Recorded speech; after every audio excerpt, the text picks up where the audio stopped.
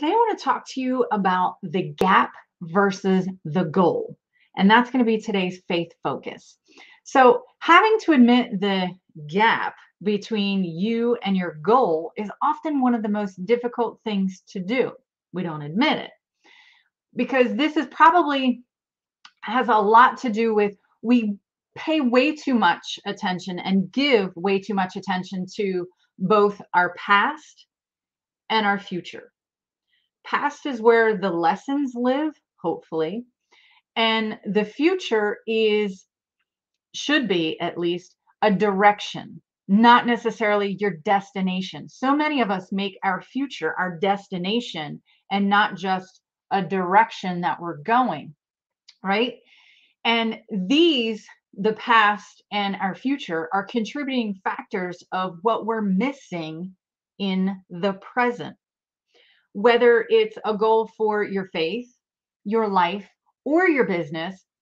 You've got to first get honest with the gap. How far between where you are and where you want to be? Well, it's not always easy getting that honest with yourself. It's crucial in setting yourself up for success and the next step. And can we just take a second and agree that you are the one who needs to define what that success looks like for you? Hi, I'm Deana Farrell, and if you have not visited my channel before or been part of any of my courses or training, blog posts, or podcasts, I am all about restoring faith and focus to your everyday life and business. And this is a part of what that looks like. And today, in particular, talking about the gap versus your goal. This is directly from a training that I did recently called Make It Happen. And this was the very first step of those parts.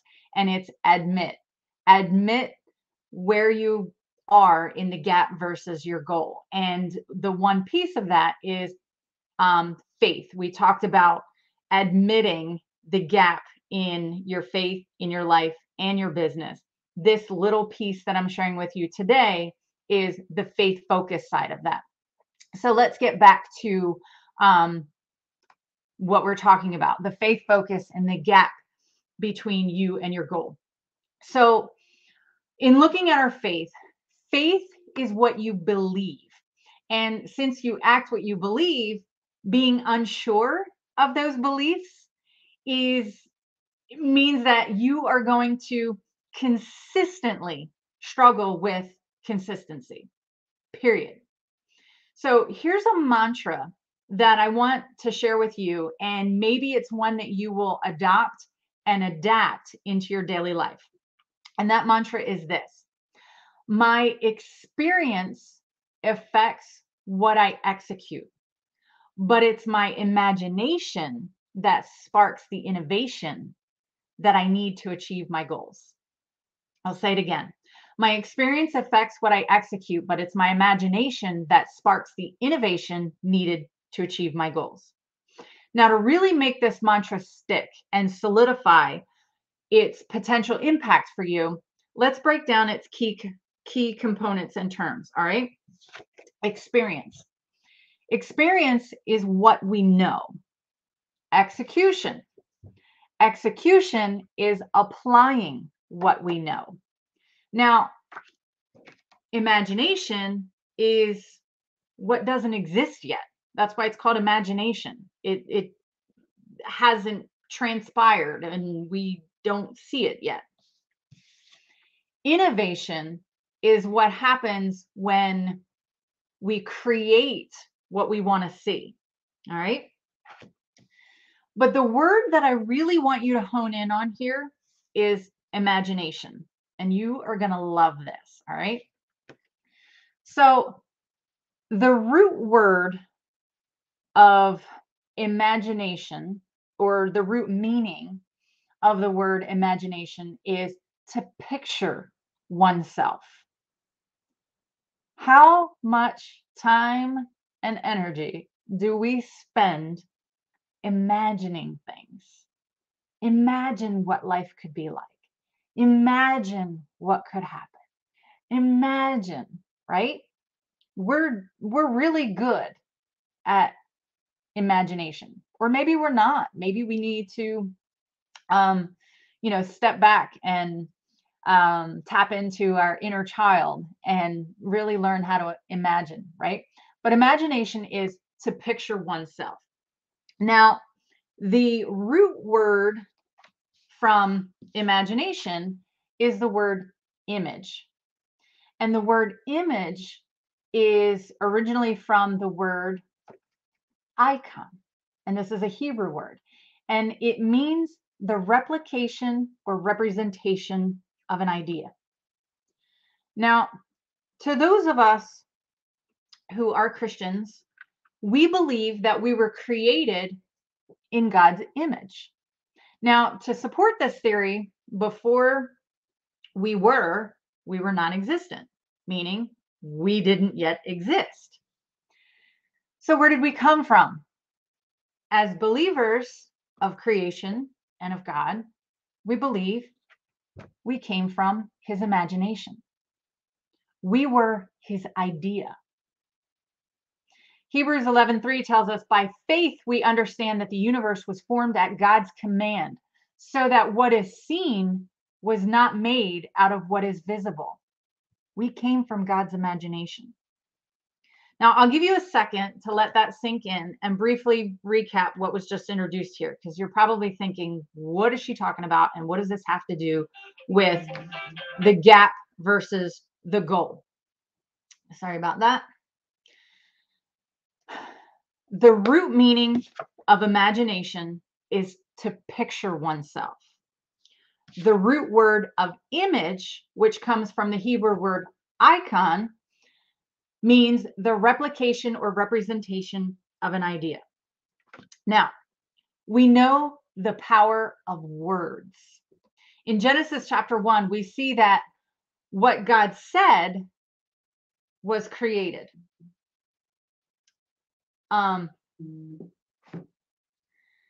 It came into existence. In Genesis chapter 1, from verse 1 to verse 28, God's word created out of his imagination. God said, and there it was. God said, and there it was. God said, and there it was. But I love the words of verse 29. Verse 29 also begins with, then God said, but I love this part. God said, I give you. Can you feel the love in those words?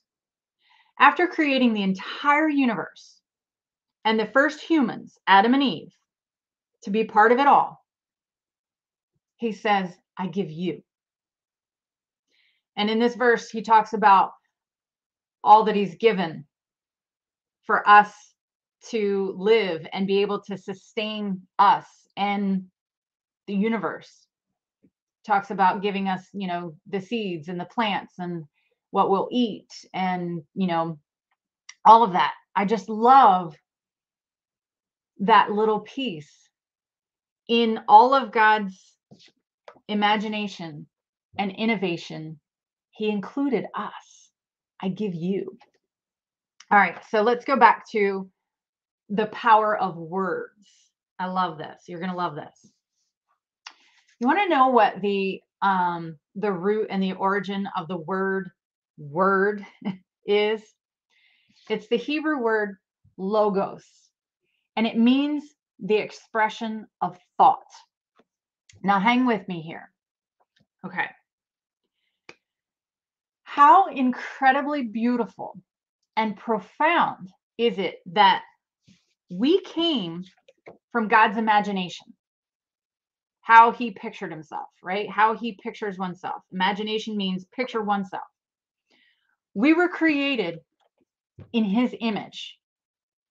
And that's from the word icon, the replication or representation of an idea.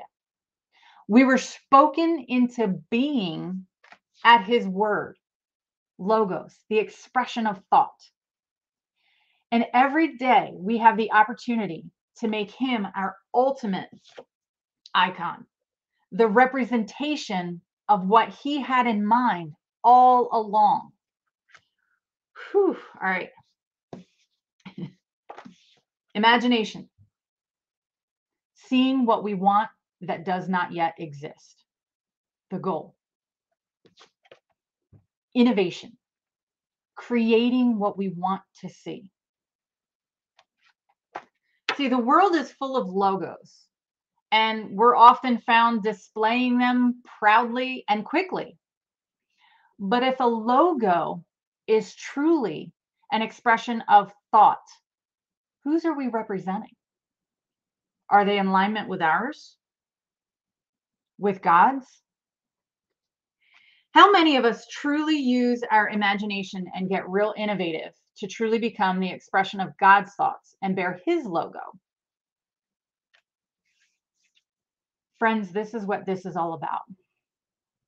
We have got to work on restoring our faith and our focus.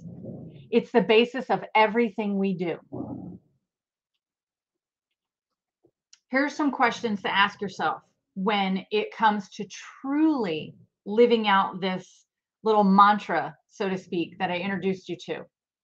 My experience affects what I execute, but it's my imagination that sparks the innovation needed to achieve my goals.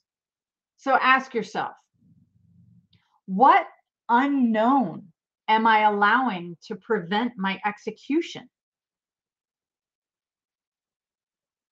For me, I have to say, graphic design. I watch other YouTube channels and they have these really cool graphics and pop-ups and all kinds of things like that. And I could let that prevent me from executing videos like this, right? But what happens? I got innovative and creative and used my imagination and did things a little differently in order to close that gap between my goal and my reality. So ask yourself, what are you allowing to prevent your execution? Is it really an unknown? Okay, so I don't know how to do graphic design.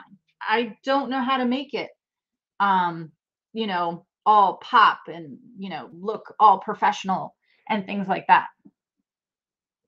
So am I going to allow that to prevent my execution of videos like this? No. See, this is where that whole admitting comes into play. And you've got to get really honest with yourself because it's so crucial. Admitting the gap versus the goal is one thing, but doing something about it is another. Question 2. What ideas have you given up on or let go of? We said that we're really good at imagining things. We're really good at, thinking about ideas and things, but we lack the execution, or maybe we're lacking the innovation. What ideas have you given up on or let go of, and why? This is a really important component and part of this. Why? And that reason that you give, is it the real reason, or does it just sound noble and acceptable when you give that reason to other people? Someone shared with me a long time ago about your why. And for those of you who are in business, it's something that we hear about all the time is your why. You've got to know your why. And it was shared in a way that there's 2 parts to your why. There's the pretty why, the one that sounds noble, the one that people will say, oh, I understand now. I understand why you're not doing that. I understand why it's hard for you. I understand why, you've chosen to do it this way. And then there's the ugly why. The ugly why is probably more to the root of really why you're doing what you're doing. And it's probably maybe out of desperation, or, you're sick and tired of being sick. They're about to, you know, turn your lights off, or, repossess your car, or whatever it is. And that's the real why you're putting yourself out there. You're all of a sudden getting innovative and executing out on those ideas. So, question 2, what ideas have you given up on and let go of, and why? And is that the real reason, or just one that sounds noble? Are you just sharing your pretty why so that everybody was like, oh, okay, I see, I know, I understand? Or what's the root of that? What's that ugly why? The real reason. And to follow up with that, what has God revealed to you about those ideas recently? Maybe this video, this talk, if however you're consuming this right now, maybe you're just listening to it. Maybe I turned it into a podcast and you're listening, or, you know, um, what has God revealed about you, about those ideas recently? A lot of us let go of the goal because it gets too hard. And there's something that we need to understand, um, very clearly, especially as believers. Promise doesn't mean easy. Promise doesn't mean the absence of any obstacles or setbacks. And I can go into a whole thing about that. But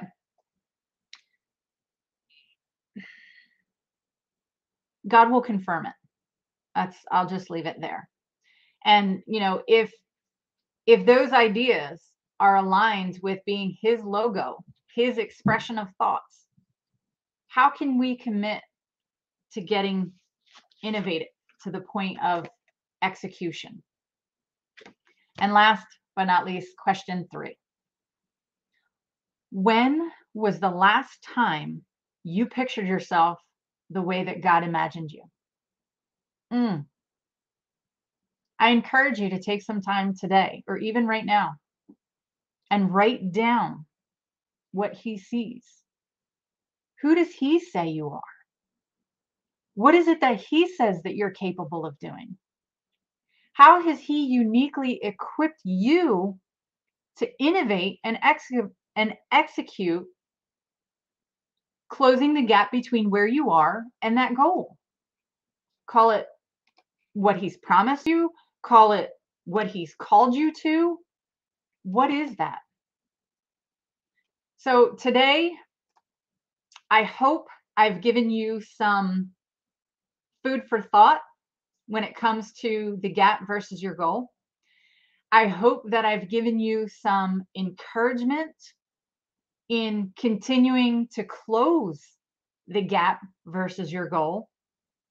And I pray that maybe this is the permission, the push, and the proof that you need in order to do just that, close the gap between you and your goal.